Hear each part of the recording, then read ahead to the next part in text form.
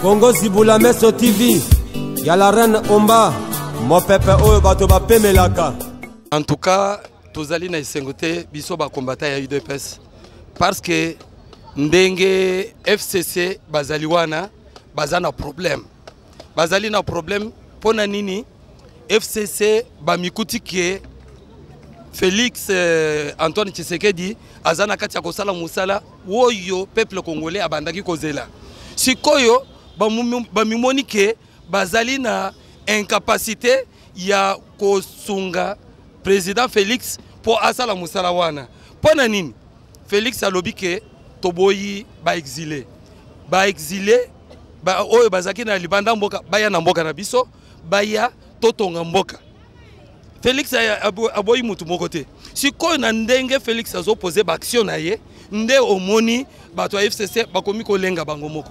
Félix ayebisaki bango ke ndenge nazali boye na ko kanga mutu te na ko sala mutu likambo moko te mais soki mutu aye na ba idée ya mabe na corruption na ko boma na ko yiba nde mutu oyo akodebulone na minute oyo toyebi ke FCC na kati ya parlement bakomi koyokana na lamuka parce que bato lamuka bazali ndenge moko na FCC ba travailler na Kabila balie mbongo ya mboka bamoni ke no du fait que alternance ekoti à partir ya alternance wana bakoluka bakozanga bisika ya kobimela justice ekolanda bango c'est que bato wana il faut te déboulonner bango bato wana toko déboulonner bango tango nini biso bato ya UDPS tozolinga to soutenir président Fachi pour que pouvoir revendre soit que institution gouvernement ebimi evandi chaque ministre na secteur na ye akolandela mutu biso toza na problème mutu te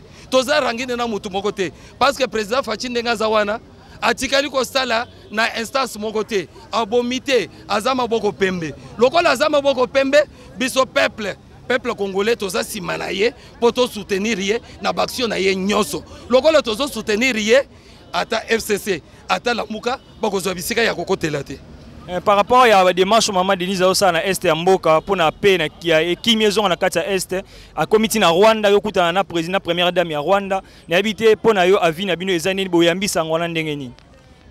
En tout cas na sepeli mingi pour na action maman Denise Azosala balobi éduquer une femme c'est éduquer toute une nation. Maman Denise azali mwasi oyo azoluka kimia pour na mboka Congo lokola pe papa Fachi azosala yango. Ba contact, ba action, oyo papa Fachi, banda zo pouvoir, oyo azo sala, nde to sepeli peke ebongi na niveau africain, mama pe asala ndenge wana.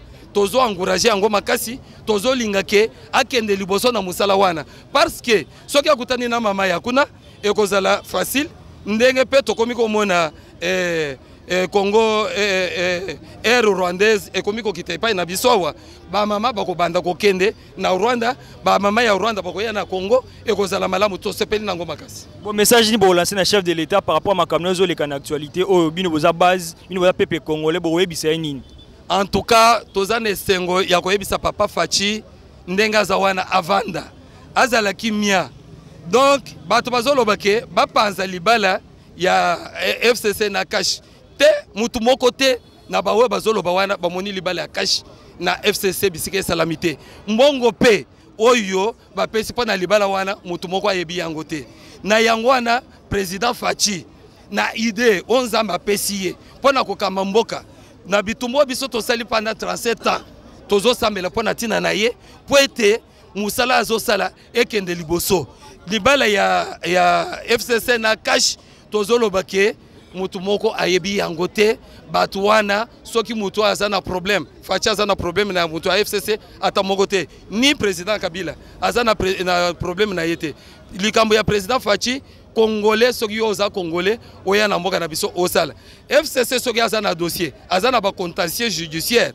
ekolanda mutu moko na ndenge na ye mais na ndenge ya président Fachi te président Fachi biso peuple congolais tozana simana yo tozo soutenir yo mboka na makambo nyonso ye azwaka lokola ba décision etalaka mboka mobimba etalaka individu te mais le la bango ba sepelité que mokonzi azo ba décision bazo kozwa mokonzi en otage na sepelaki na ngote ezali comportement moko il faut to le kana kati na kopekisa yango ke malasima ele kana kati na kosala masute pe député asali makamwana asenga penda pardon officiellement na parlement pour te makamwana esongela sute. Est-ce que makambo zo mona teke eza ko risquer lobby to mona rupture ya mariage entre FCC na cash? A rupture wana ils ont mon na kefo ezala po biso zo sepelaki ezala sute po na kati ya coalition na cash na FCC coalition bazo ko soutenir vision chef de l'état mais a tozo mona ke coalition na bango bazo soutenir autorité morale na bango au contraire ya chef de l'état waza na vision ya mboka mobimba yango na moni ke mbala sima ne tozo ke libosawa e ko sa sute fo ekatana. Bon message ni on lancé pas chef de l'état par rapport au gouvernement ozoya kotalisa makamno sozo le kamikolo. Oui, pour le chef de l'État, la seng naie, azala toujours tata ya monemba mutema munene, alanda biloko ya batu ba caprice ya batu ebele belete. Mais atala ndenge mboka ezokendele ndenge peuple congolais azana pasi, azozelande ye. Bazotala ndenge ye abongisa soki abongisi ndenge mboka nyonso batu nyonso basepele. Alanda batu te, mais asala ndenge ye moko azomona na vision na ye. Bon, un mot pour la maman na biso première dame maman Denise, on la tourner na est pour na kimia na mboka, yo omoni yango ni pe olobini par rapport à makambwana. Ouais, pour la maman na biso Denise, to moni ndenga zotambola, ezali malamu. Po biso kimia eluka makana ba voisin. Ba voisin na biso na bango na kimia, nde yango ya zokotambola na cadre ya koyeba réalité yango ezalaki nini, pona tina ete kimia ezala ya libela ezala suteke malasima. Mobulu ezonga susu na kati ya ba est wana. Yango pe yeba zotambola zane sengo ndenga zotambola ndenga wana. Merci papa. Oui, bonjour. Lelo toye en actualité na biso lelo toyoki bandeko za FCC ba traité président de la République pour étant un inconscient. Ba bien été ba nomination ça na NCC pe na Jekamine ezali ya malamu te. Yo kolobani par rapport à actualité wana. Oui, merci pour na liloba. Ba kambo yo même ngamo ko na oske kanano ba to FCC, même député ana. Comment ça fait-il président au ba benge gara de la nation? Yo député aucun de soulever mention à 4 parlement à travers le président de la République. Et c'est la constitution 77 l'Obinin. Tant que je tant que un député, qui pour nous faire plaisir, aujourd'hui qui ne défendre l'intérêt en Boka. Ce n'est pas ça. Et maintenant, j'attends que nous avons des sentiments. Kosa ba sentiment de. Tala peuple yo vota ki etinda ki okuna pono ke no sa ba sentiment de. Yeba moto yo obimisa ki maloba ko benga ekeno ajali inconscient keba population yo zomona o ya Congo ezo miso je pa na ye. Keba ajali foute o so bi inconscient yo banini. O qualifier président Makambo belé. Président la Jobatin président akena omela masangate aizonga pona ya koloba biloko moko ezangati na te. Message nini européen ça na chef de l'état par rapport au gouvernement ezo ya kolandisa makamno sezoleka. Pona ngai tolobaki bien que non bato oyo nyonso yo basala ki na tango akala. O ba yibaki. Pona ngai moto moko ta kota gouvernement. Ba déboulonner bango. Mais il faut que déboulonner système du territorial. Quand on dit bien déboulonnement, c'est déboulonner, il faut que déboulonner. Toi j'attends que non, toi kanga bikanga kanga dit tu as déblonné le système dictatorial. Oh yo koya nandeng au contre vision président de la République. Hier on est mutu ko déblonné. Soko yena vision ya président. Wana ndeto kenan d'autres mais soko yena o ezali en dehors ya président. Pas président ya prochaine peuple papa le Bénin le peuple d'abord. Et président Jali na posa que no peuple a bien peuple a bien peuple a bien. Ko yo tango zoya na idée na contre ya président. Ko yebisanga to kenon de la mogo. Ata président kangiode mais bien que ça nini et quand on passe dans l'état des droits. Merci papa. Okay. Bonjour papa. Bonjour. Yo Baksanini par rapport à l'actualité ya yo tozana ngolelo.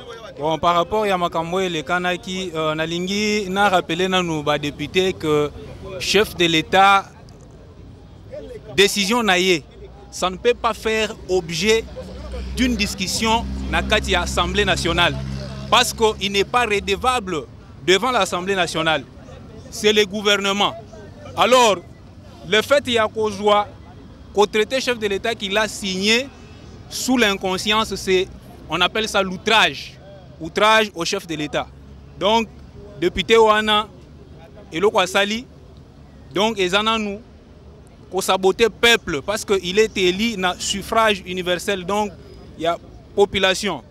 Bon, on a dit que Bango bazokanisa que bazana majorité, cette majorité fabriquée, que le chef de l'État a le soutien de toute la population. Donc, ce qui va meka et que nous serons derrière et démontrer Bango que non, tous alliés gardiens du temple. Donc, Bango, nous sommes les gardiens du temple. Est-ce que vous avez un mot par rapport à Maman Denise dans la tournée dans l'Est de Mboka pour la raison de na Congo? Oui, Ezali et Lokomoko il y a qu'à soutenir parce que bande on a biso ya Est va souffrir mingi na ba guerre, ba maman, baza violé tout ça. Ezali vraiment initiative ya bien à Kende Liboso pe ezala réussite. Merci papa. Merci beaucoup. Bato FCC bangonde basalaki constitution oyo na 2005. Bangonde bazui ba article nyonso bapesaki Kabila que azala garant de la nation, azala commandant suprême, azala boy. Na makalisi na bango babanzaki neti ke non Kabila kozala libela. Mais lelo nani président Fachi a saleli ka mibe wana. Bango bazolo ke non Fachi a sali nini a violer constitution. A violer constitution par rapport à nini. Soki ba moni ke za mabe. Soki ba moni ke nini nani Fachi a sali mabe. Bango bakende na cour constitutionnelle, ba saisir cour constitutionnelle akata makamwana. Et puis bango nini ezopesa nani ndemususu wana soki nani wana député mususu wana wazolo bakeno akondi mateke no nani Vital Kamerhe apesa abenga ministre ya portefeuille bon naibité la ninga tozolo baboye toyebi to 37 déjà opération toyebi ndako na bango Fachi azana peuple bango baza soki 300 biso toza des millions soki ba meki lisusu toyebi ndako ya mutu na mutu awa na Kisasa opération ndako toyebi ndako ya député nyonso ya FCC ezala FCC ezala lamuka toyebi ndako na bango nyonso siko biozo mona teke makambo ne komi boye compliqué gouvernement ezoya to neni makambo eko compliqué à partir ya comportement na bango. Ce qui est compliqué, biso to compliqué bango davantage. Et bon, un mot par rapport à la tournée à Maman Denise au Sana Est, à qui écoute la première dame à Rwanda pour nous raison sa peine à Est. Mon aezani nito et ambaki actualité en andengeni. Bon, balobaka derrière un grand homme il y a une grande femme. Cause la première dame ezakaka okende kopesa ba ni badon ya bagato na orphelinat te. Cause la première dame il faut que ça ndenga wana. O soutenir papa na ke batu nyonso tout bazo esengo pas que cause entité moko okei na bilanga olokoti mwa mafuta oyena ngo mama memi nde cause la première dame te. Maman Denise en tout cas félicitations. Bonjour papa. Oui, bonjour monsieur. Le bano ezani par rapport à l'actualité à Mikolo oyo to pe makambo to le kamikolo oyo o bande ko na biso FCC na parlement ba biete chef de l'état aza inconscient mama sala ondira yebi angote ya ko nommer ndeko na biso Kyungu na niveau ya NCC pende ko musu na niveau Jekami. Merci ndeko. Président de la République azala inconscienté. D'abord ceux qui ba nommer ba bimisi mutu peuple voter mutu président de la République. Bamoni d'abord capacité na premièrement. Aza inconscient. Je pense que Moutou Alobi Ango yenda inconscient. Par rapport il y a président de la République. Aza inconscient. Il y a mi balé. Ceux qui babengi président Félix inconscient, ça dit que président Kabila paix à Bana Rosala inconscient, tant Bana Rosala makambu na mboka ya mabe. Alors, tozo comprendre déjà état na bango. To comprendre qualité na bango donc baza batumoko oyo ba lukaki ko sala coalition na cash pour na profit bien pour la luka ba problème mais président de la République Félix Tshisekedi aza garant ya nation. Quand on dit garant de la nation c'est quelqu'un oyo azali kolo ya makambo belé. Ça dit tango a nommé Kyungu Kumwanza ayebi pourquoi a nommé bango na ba compliqué âge ya Kyungu Kiaza Mukolo par rapport à tout ça. Mais monsieur qui Gizenga Azaki nani? Azana âge nini? Azaki Mukolo mais babimisaki ye. Deuxièmement, tozalaki na encore qui les messieurs Kengwa Dondo alenga likola kititi lelo. Aza au travail na Kabila, n'est-ce pas? Donc on a ba futilité chose. Ça dit quoi?